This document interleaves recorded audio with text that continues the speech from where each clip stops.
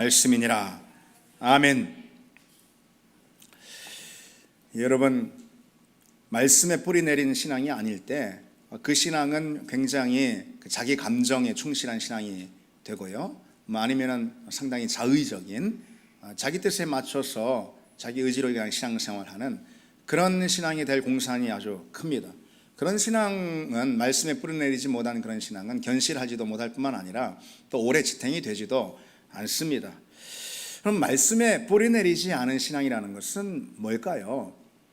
이건 제가 이제 줄곧 많이 강조하긴 하는데요, 하나님 말씀 외에, 쉽게 말해서 하나님 말씀 외에 다른 것에 자꾸 기초하려는 그런 신앙을 말합니다. 이제 쉽게 표현해서 말씀이 아닌 다른 것들이 좋아가지고 신앙생활하거나 교회 나오는 그런 경우 다 그거는 말씀에 뿌리 내리지 못한 그런 신앙이다. 그래서 견실하지 못한 신앙이다, 이렇게 말할 수가 있습니다. 뭐 서로 교제하는 게 좋아서, 공동체가 좋아서, 아니면은 예배의 어떤 감동을 누려서 그래서 이제 교회 나오는 경우, 물론 다 중요하고요, 매우 중요하고 다 필요하고, 그렇지만은 말씀 안에 서는 그런 믿음이 되지 못할 때, 말씀 안에 든든히 서지 못하면서 거기 뿌리내지 않고선 공동체가 그저 좋아서 예배의 감동을 누리니까, 만약 그렇다라면은 그런 교제나 그런 예배의 감동 같은 경우는 늘 어긋나기가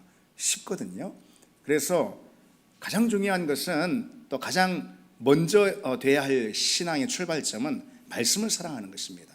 말씀을 믿고, 말씀을 사모하고, 말씀을 배우고, 그리고 또 말씀을 삶의 자리에 경험하는 그런 사모함을 갖는 거 있죠. 말씀의 신앙, 이거죠. 그래서 이렇게도 등식을 세울 수가 있습니다. 하나님 사랑은 곧 말씀 사랑이다. 말씀 사랑이 곧 하나님 사랑이다. 틀림없습니다.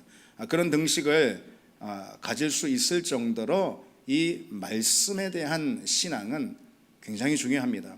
말씀이 없으면은, 여러분 생각해 보십시오, 믿음이 일어날 근거가 없습니다. 그렇죠. 말씀이 없으면은 믿음도 없게 되는 것이죠.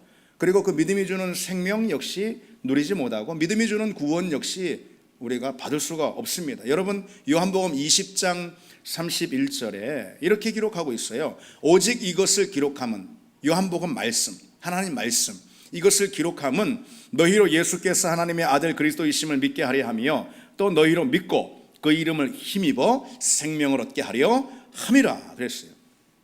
하나님의 말씀을 기록한 목적을 말하고 있는데요, 그것은 다른 게 아니라 그리스도를 믿고 그 믿음을 통해 믿음이 주는 생명, 구원을 누리게 하려고 말씀을 기록한다. 그게 말씀의 목적이라는 거죠. 이거 뒤집어 보면은 말씀이 없으면은 우리 믿음도 없다라는 거죠. 그리스도에 대한 믿음이 무엇을 통해서, 무엇을 근거로 예수를 우리가 믿을 수 있냐는 거예요. 하나님을 어떻게 믿을 수 있냐라는 거죠. 말씀을 근거로, 말씀이 그렇게 말씀하니까 하나님이 그런 하나님인 줄 믿고, 예수 그리스도의 사역이 그와 같은 사역인 줄 믿게 되는 거죠. 그래서 말씀이 없으면 믿음이 불가능합니다. 따라서 말씀이 없으면 믿음이 우리에게 주는 생명과 구원도 우리는 결코 누릴 수가 없는 거죠. 말씀이 없으면 더 나아가서 어떤 풍성한 은혜도 경험할 수가 없습니다. 시편 1편 말씀 우리가 너무 잘 알죠.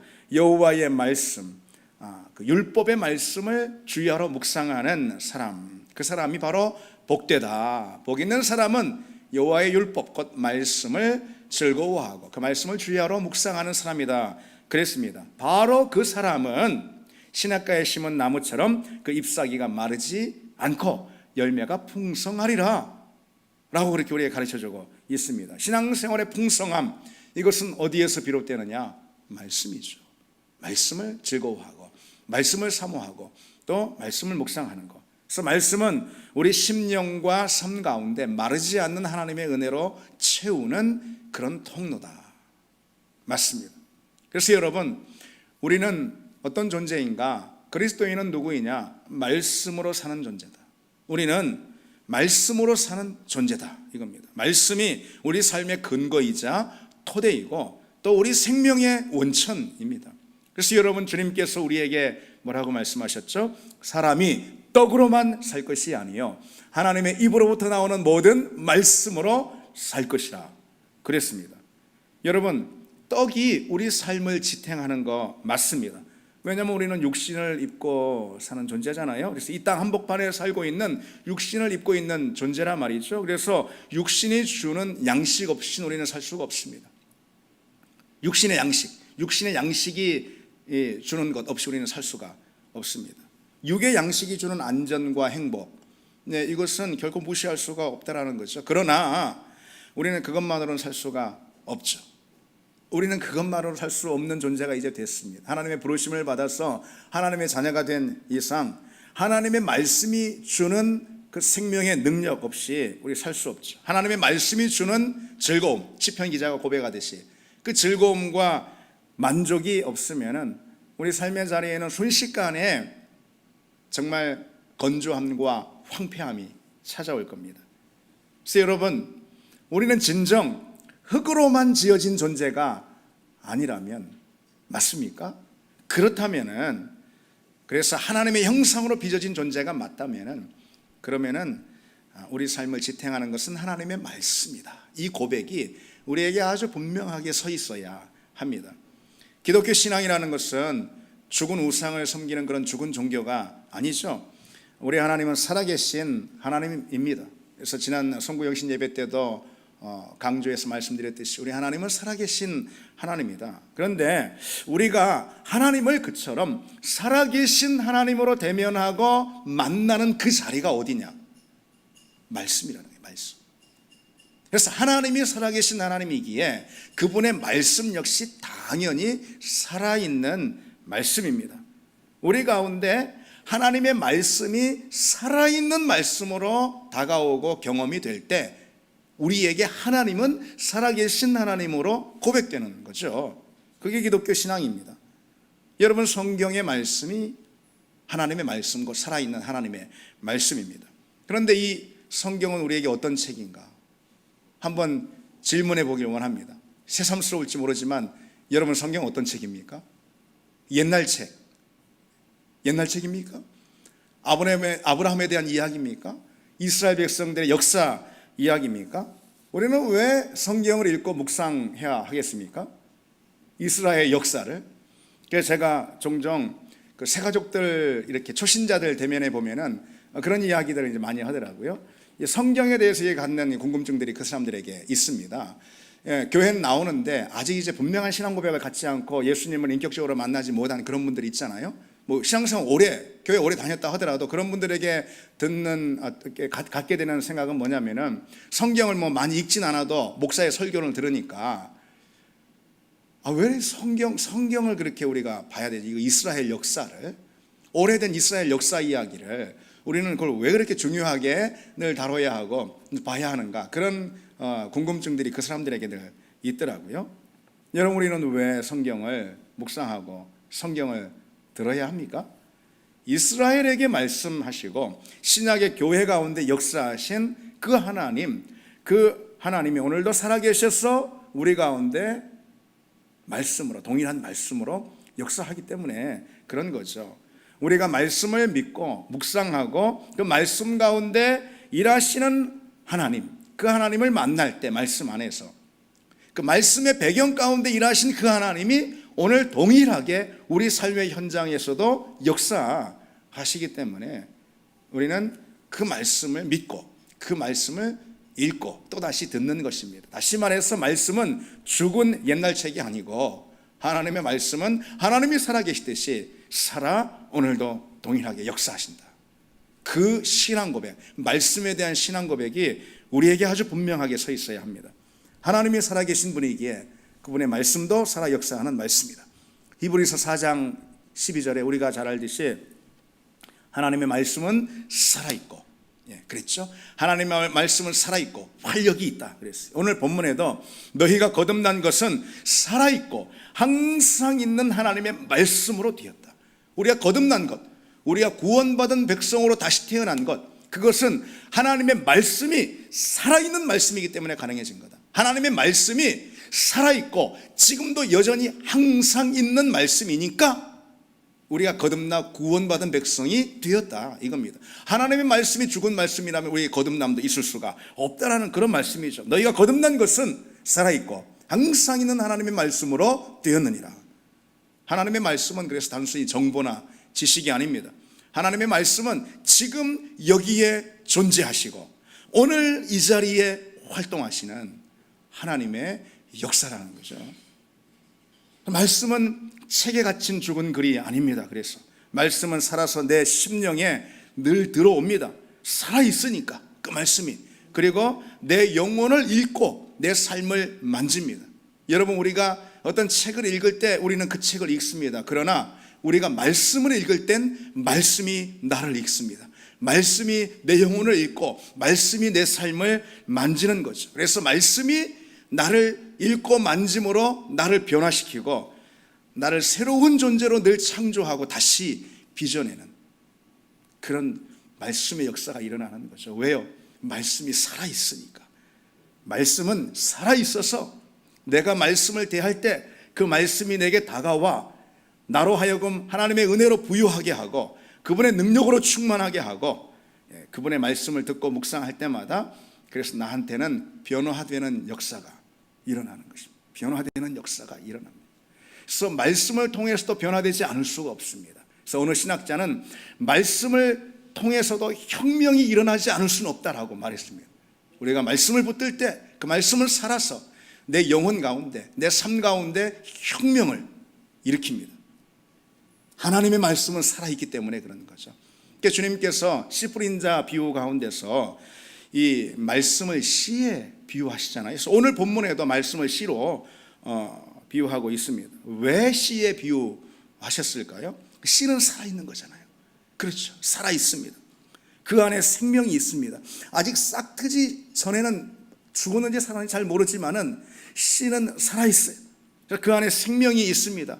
그래서 그 씨는 살아있어서 그 안에 앞으로의 모든 생명 활동의 정보, 그 유전 정보를 그 씨가 다 담고 있어요. 씨 안에 있습니다. 그래서 싹을 틔우고 그 유전 정보, 생명 활동의 유전 정보에 따라서 심겨지면은 싹이 나고 자라고 꽃을 피우고 열매를 풍성히 맺는 거죠. 하나님의 말씀이 그와 같다라는 거예요. 말씀은 살아있는 씨앗이에요. 그 속에 하나님의 생명이라는 그런 하나님의 생명 활동의 유전 정보가 담겨 있습니다. 그 말씀이 우리 심령의 밭에 뿌려지면은 하나님이 작정하시고 섭리하시고 하나님이 계획하신 하나님의 생명의 역사들이 싹트고 펼쳐지는 거예요. 그래서 열매를 맺는 것입니다. 우리는 말씀 없이 아무것도 할 수가 없어요. 말씀 없이는 자라지도 못하고 말씀 없이는 어떤 꽃도 신앙의 꽃도 못 피우고 더욱이 중요한 건 어떤 신앙의 열매도 맺을 수가 없습니다. 스스로 신앙의 열매를 맺는 사람이 어디 있습니까? 아무도 없습니다. 내가 어떤 열매를 맺었다면 내 신앙의 자리, 믿음의 자리에서 그럼 분명 반드시 하나님의 살아있는 말씀, 하나님의 생명 활동의 정보가 담겨있는 말씀이 내게 뿌려져서 그 말씀이 열매 맺은 결과입니다. 그래서 여러분, 말씀에 대한 신앙 고백 우리는 가져야 하는데 이 말씀에 대한 신앙 고백에서 가장 중요한 것은 하나님의 말씀은 살아있다, 이 고백이에요. 하나님의 말씀은 살아계신 말씀입니다. 이 고백이 말씀에 대한 우리 신앙 고백에서 가장 핵심적인 고백입니다. 그 믿음으로 말씀을 대할 때 우리는 진정 말씀을 통해서 오늘도 내게 여전히 계속해서 내게 다가오시는 그 살아있는 하나님의 말씀을 마주할 수가 있습니다. 말씀에 대한 그 믿음이 없을 때, 그래서 말씀을 그저 오래된 낡은 책이나 단지 사람의 어떤 언어 그렇게 우리는 대할 때에 우리는 그와 같은 말씀의 역사, 생명의 은혜를 경험할 수가 없게 되겠죠. 그것은 우리 신앙생활 가운데 얼마나 불행하고 비참한 일이겠습니까? 누가복음 24장에 그 엠마오로 가는 두 제자 이야기가 있잖아요. 그 장면을 여러분 한번 떠올려 보십시오. 주님이 십자가에 달리시자 이 두 제자가 완전히 포기하고 체념한 채 예루살렘 떠나가지고 엠마오로 향하고 있습니다. 근데 그 도상에서 그들에게 부활하신 주님이 나타나셔서 그 길에서 자신의 부활을 증언하시기 위해서 성경을 펼쳐 성경을 그들에게 풀어주십니다. 다른 장면에서는 주님께서 제자들에게 직접 그 못 박힌 손과 그리고 또 옆구리를 보여주시는데, 이 대목에서는 특별히 있잖아요. 성경을 펼치셔서 자신의 부활을 증언해 주십니다. 그렇게 주님이 말씀을 열어서 풀어주시자 이들이 이제 눈이 열려가지고, 처음에는 그분이 주님인지도 알지 못했어요. 상상도 하지 못할 일이죠. 주님 벌써 죽었다 생각하니까. 그런데 그분이 주님이신지 눈이 열려서 비로소 알게 되고, 뭐라고 고백하냐면요, 이들이 주께서 길에서 우리에게 말씀하시고 우리에게 성경을 풀어주실 때에 우리 속에서 마음이 뜨겁지 아니하더냐. 이 뜨겁다라는 것은 불타오르지 아니하더냐, 이런 뜻입니다. 주님이 이 장면에서 어떤 구약 성경의 대목을 펼쳐서 이들에게 그 말씀을 풀어주셨는지는 모르겠지만, 분명한 것은 그리스도에 대한 증언의 말씀을 이들에게 열어서 풀어주셨을 거란 말이죠. 제자들도 그 말씀을 알고 있을 거예요, 분명히. 당시 유대인이라면 구약 성경 다 꿰뚫고 있었으니까 그 주님이 펼쳐서 풀어주신 그 말씀을 제자들도 분명 알고 있는 거예요. 너무 잘 알고 있는 그런 말씀일 거예요. 그러나 이들은 성경의 한 이야기로만 그렇게 그 말씀을 대하고 있었던 거죠. 성경의 한 예언, 그러나 그것이 오늘 우리에게 이루어질까? 성경 오래전 기록된 한 이야기, 이렇게만 이들은 그 말씀을 치부했던 거죠. 그런데 주님께서 그 말씀을 직접 풀어주시자, 주님이 풀어주시다라는 것은 이것을 이해하기 쉽게, 정보로 지식으로 이해하기 쉽게 그들에게 들려주셨다라는 얘기가 아니고, 풀어주시다, 이것은 하나님의 그 말씀이 살아서 이 두 제자에게 10년 가운데 닿도록 주님께서 풀어주신 거죠. 그 순간 이들의 마음이 뜨거워지고 불타올랐습니다. 이들에게 구약의 말씀은 마치 죽은 말씀과도 같았던 거죠. 그러나 주님이 풀어주시자, 생명의 말씀으로 이들에게 넣어주시자, 그들 10년 가운데 말씀이 비로소 역사하게 됩니다. 이 점은 우리에게, 여러분, 아주 중요한 사실을 가르쳐 줍니다. 똑같은 말씀인데 우리가 죽은 글로 대할 때 우리에게는 믿음도 당연히 일어나지 않고, 그 믿음이 우리에게 선물하는 어떤 은혜도, 어떤 생명도 우리는 맛볼 수가 없습니다. 말씀을 살아있는 말씀으로 만날 때, 이게 중요합니다. 여러분, 오늘 꼭 이 말씀을 기억하시기 바랍니다. 하나님의 말씀을 살아있는 말씀으로 고백하고 살아있는 말씀으로 믿을 때, 그 말씀 가운데 있는 하나님의 역사들, 다시 말해 구원의 역사, 부활의 역사, 하나님의 생명의 역사를 우리가 능히 경험할 수가 있습니다. 그래서 하나님의 말씀을 살아있는 말씀으로 대하는 신앙만큼 중요한 신앙이 없습니다. 그래서 여러분, 오늘 새해에 제가 이 말씀에 대한 그런 설교를 여러분들에게 이제 꼭 전하고 싶은 이유가 있었습니다.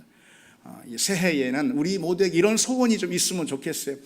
해마다 새해가 되면은 인터넷이나 이런데 사람들 새해 소원들 물어보고 그러는데 뻔하죠. 코로나 빨리 끝났으면은요, 빨리 했으면 빨리 이런 식으로요. 예. 아니면은 늘상 하든 노상 하든 건강했으면, 건강한 사람이 맨날 건강했으면, 또 그리고 부자 됐으면 등등. 여러분, 우리에게 올 한 해 출발하면서 이 소원이 있기를 원합니다. 어떤 소원요? 주님의 말씀을 살아있는 말씀으로 만나게 해 주옵소서.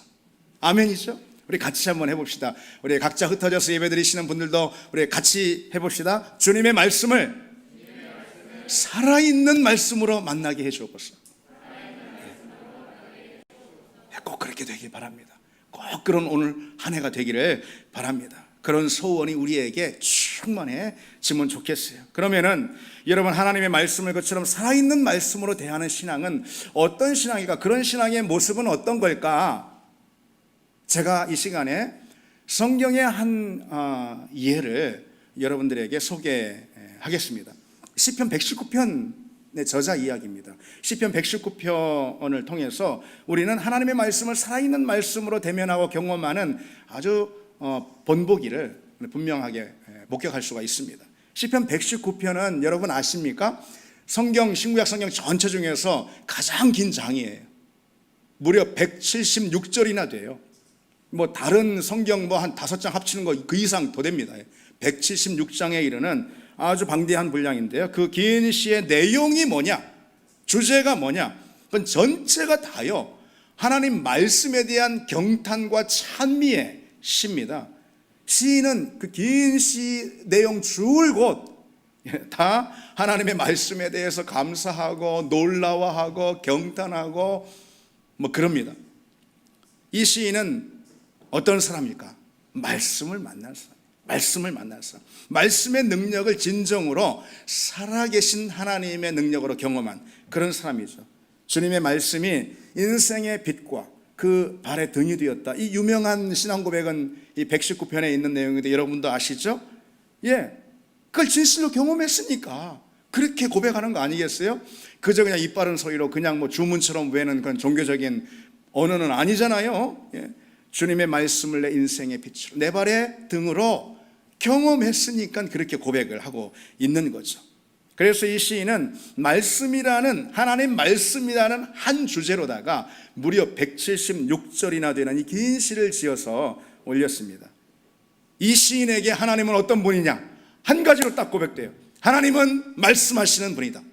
하나님의 말씀은 뭐냐? 하나님의 말씀은 살아서 오늘 내가 대면하는 하나님의 능력이고 손길이다. 그겁니다. 순간순간 살아서 내 인생 가운데 다가오는 하나님의 음성, 하나님의 손길, 그것이 하나님의 말씀이에요. 그 말씀은 하나님의 손길이 되어서 생생하게 이 시인에게 경험되었습니다. 말씀은 오늘도 이 시인을 배불리게 하는 하나님의 양식이 되었어요. 말씀은 오늘도 이 시인의 전 삶으로 마주하는 하나님의 존재 그 자체였습니다.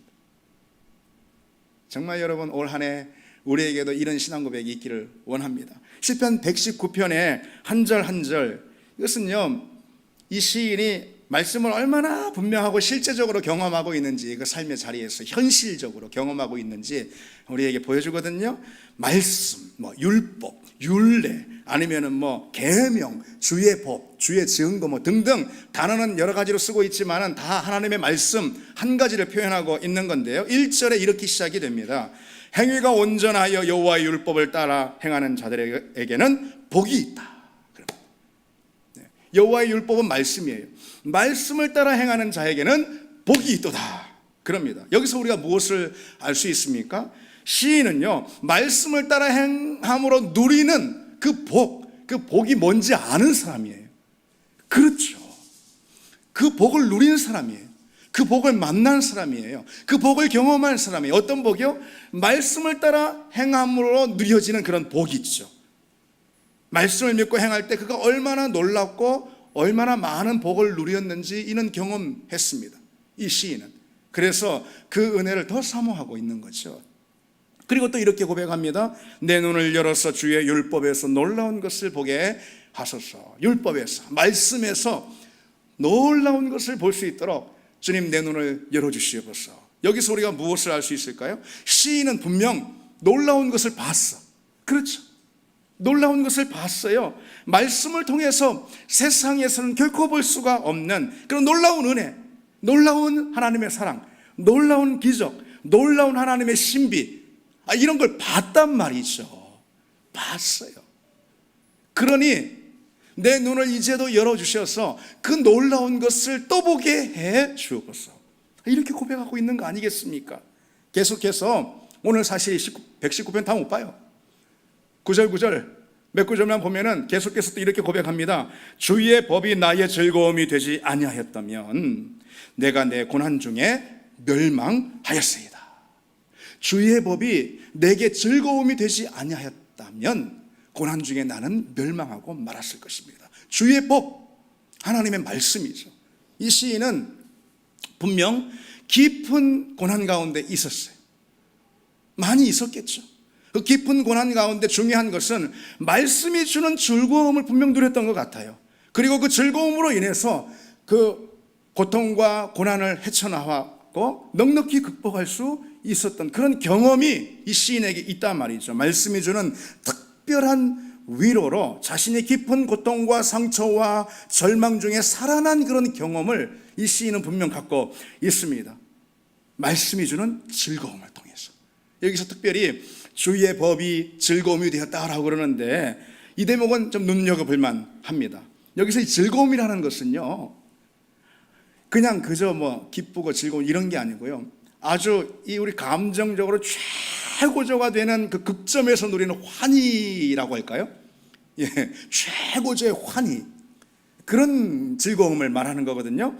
그런데 이 구약 성경 전체로, 그래서 이 완전 최상급적인 그런 환희의 그런 감정적 상태를 표현하는 단어이기 때문에 구약 성경 전체에 딱 9번 나오거든요. 그런데 시편 119편의 이 시인이 자기 시에서 무려 5번을 쓰고 있습니다. 말씀에 대해서 갖는 환희, 즐거움에 대해서 5번을 이 단어로 다 고백하고 있습니다.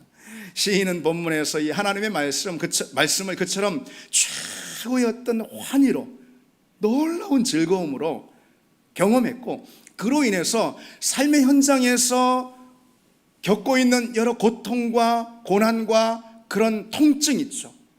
이것을 심지어 다 잊을 정도로, 그냥 단순히 있는 게 아니고 그것을 충분히 극복해 넘어갈 수 있을 정도로 그렇게 하나님의 말씀의 즐거움을 경험했던 거죠.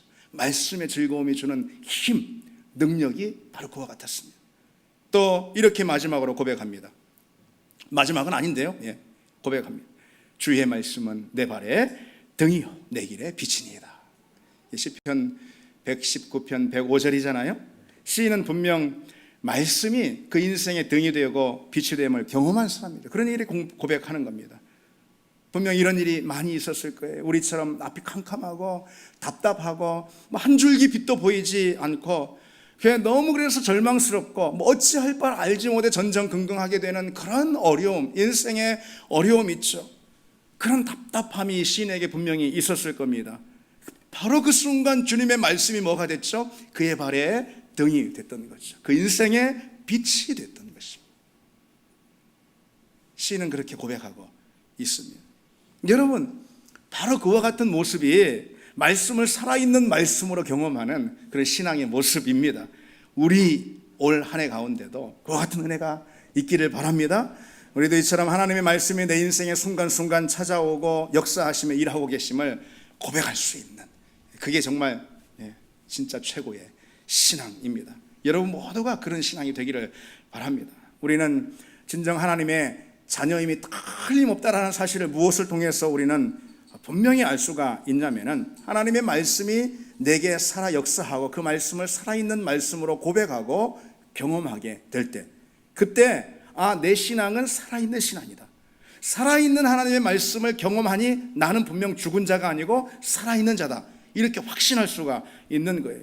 살아계신 하나님의 말씀이 어제나 오늘이나 늘 내게 육화되어 가지고 그 말씀이 나를 다스리고 내 인생을 조장하고 이끌어가는 것, 역동적으로. 그게 바로 그리스도인입니다. 그렇다면 여러분, 어떤 신앙이 말씀을 그처럼 오늘 제가 말씀드린 119편의 이 시인처럼 정말 살아있는 말씀으로, 삶의 구체적인 현장에서 살아있는 말씀으로 경험하는 그런 신앙이 될 수가 있을까요? 어떤 신앙이? 한마디로 성령으로 충만한 신앙이 그럴 수가 있습니다. 누구요? 성령으로 충만한 사람이 그럽니다. 성령은요, 우리로 하여금 말씀을 깨닫게 하시는 유일한 분입니다. 여러분 아시겠습니까? 성령은 우리로 말씀을 깨닫게 하시는 분이에요. 성령이 없이는 말씀을 깨달을 수가 없어요. 성령이 없이는 우리는 말씀의 빛 안에 거할 수가 없습니다. 말씀을 더군다나 살아낼 수는 더더군다나 없습니다. 에베소 6장 17절에 성령의 검, 곧 하나님의 말씀을 가지라 그랬습니다. 여러분 여기서 뭘 할 수가 있죠? 성령은 누구냐? 말씀을 그분의 검으로 삼는 분이라는 거예요. 성령은 어떤 분이시냐? 하나님의 말씀을 당신의 검으로 사용하시는 분이 성령이시다, 이런 거죠. 하나님의 말씀을 따라서 우리로 하여금 살아있는 말씀으로 만나게 하시는 분이 누구겠어요? 당연히 성령이신 거죠. 그렇지 않겠어요? 성령이십니다. 여러분 오순절 성령이 기름부터 부어진 그 사건을 한번 떠올려 보십시오. 사도행전 2장입니다. 우리는 그때 오순절 성령 강림의 역사만 딱 기억하는데, 성령 강림의 역사가 있고 그보다 훨씬 더 긴 본문을 할애해서 베드로가 설교하는 내용이 나오고 있거든요. 베드로가 유대인들에게 말씀을 전합니다.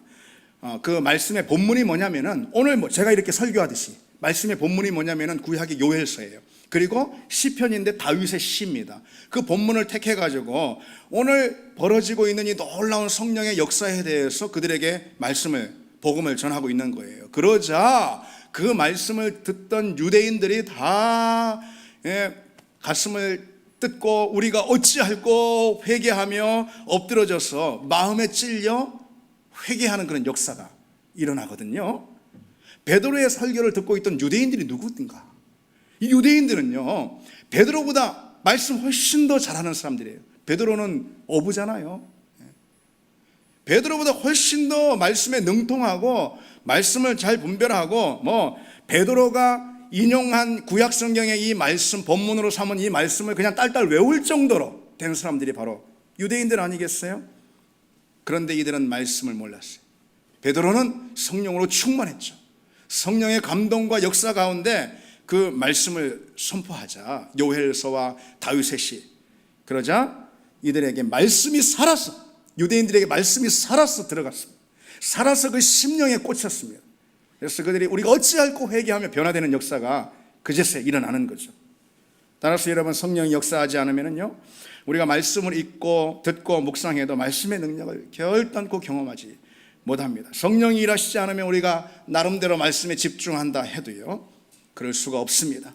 성령이 말씀과 더불어서 역사할 때 비로소 진리의 말씀이 내 심령에 새겨지고 우리 믿음이 그 말씀의 반석 위에 든든히 서게 되는 겁니다. 그래서 우리는 항상 영으로 말씀을 읽어야 합니다. 성령이죠. 성령으로 말씀을 읽고 성령으로 말씀을 묵상하고 성령을 초청함으로 성령 안에서 말씀을 함께 듣고 성령을 초대해서 성령 안에서 말씀을 함께 나눠야 합니다. 그때 그 말씀은 비로소 살아있는 말씀, 그 현장 가운데 역사하는 말씀이 될 수 있습니다. 우리는 말씀을 아무리 잘 묵상한다 하더라도 성령이 아니면은 우리는 결코 그 말씀을 내게 적용할 수도 없습니다. 그저 머리만 비대해주고 흔히 말하는 대로 교만한 신앙인이 될 수 있는 거죠.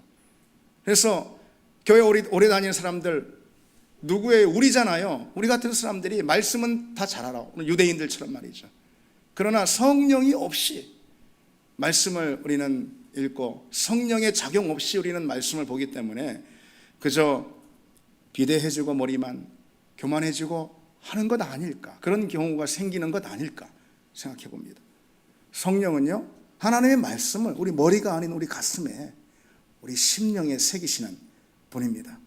그래서 성령의 역사 없이 우리는 말씀을 깨달을 수도, 진정으로 깨달을 수도, 말씀을 삶의 자리에서 경험할 수도 결코 없습니다. 여러분, 올 한 해 말씀의 살아 역사하심을 누리는 우리가 되기를 원합니다. 말씀이 성령을 통해서 내 삶 가운데 살아 역사할 때 우리 마음도 우리 삶도 비로소 말씀과 함께 살아날 수가 있습니다. 살아있는 말씀과 함께 우리 삶도 살아날 수가 있습니다. 그래서 살아날 정도뿐만 아니라 말씀이 우리 가운데 역사하면 우리 삶이 흥황하는 그런 은혜를 누리게 됩니다. 여러분, 사도행전에 보면은요, 주의 말씀이 힘을 입어 흥왕하여 세력을 얻으니라, 2번이나 이 구절이 거듭되는 걸 볼 수 있거든요. 사도행전은 다른 어떤 생명의 역사, 어떤 흥왕의 역사보다도 먼저 초점이 어디에 있냐면은 말씀이, 복음이겠죠. 특별히 사도행전이니까 복음의 말씀이 얼마나 흥왕하느냐, 여기에 초점이 있어요. 왜 그럴까요? 말씀이 흥왕하면은 그 자리에 모든 게 살아나고 흥왕하는 역사가 있거든. 말씀이 우리 삶의 자리에 흥왕하면은 우리 삶이 살아나거든요. 말씀이 교회의 자리에 흥왕하면은 교회가 부흥하는 역사가 일어나거든요. 말씀이 우리 가정 가운데 흥왕하는 역사가 있으면은 우리 가정이 살아나는, 은혜 가운데 든든히 서는 역사가 있을 줄 믿습니다. 그래서 우리도 사도행전 저자의 관점으로 내 삶의 자리에 말씀이 흥왕해야 한다. 어떤 것이 아니라 기도할 때도 주님 뭐가 살아나게 하시고 뭐가 더 풍족하게 하시고 뭐가 부유하게 하시고 뭐가 잘되게 하시고, 이거보다도 더 중요한 것은 주님 내 삶의 어느 자리 우리 가정 가운데 우리 교회 가운데 하나님의 말씀이, 살아있는 그 말씀이 흥왕하는 역사가 있게 해 주옵소서. 말씀이 흥왕하면 그와 함께 모든 것이 살아나고 흥왕하는 역사가 있을 줄 믿습니다. 이제 구체적으로 여러분 목표를 가지시기 바랍니다. 말씀을 우선 잘 붙들고 생명의 삶도 적고 성경 말씀 개인적으로도 적고 읽으십시오. 아직도 새해가 시작된 3일이나 지났는데 계획을 안 짜신 분 계십니까? 말씀을 묵상할 계획을 잘 짜십시오. 그리고 무엇보다도 소중한 이 강단의 말씀에 또 우리 온 교우들은 집중하는 은혜가 있기를 원합니다. 오늘 우리가 읽은 본문의 모든 육체는 풀과 같고 모든 영광은 풀의 꽃과 같으니 풀은 마르고 꽃은 떨어지되 오직 주의 말씀은 세세토록 서리라. 그런 은혜가 있기를 원합니다. 우리 같이 찬양 드리겠습니다.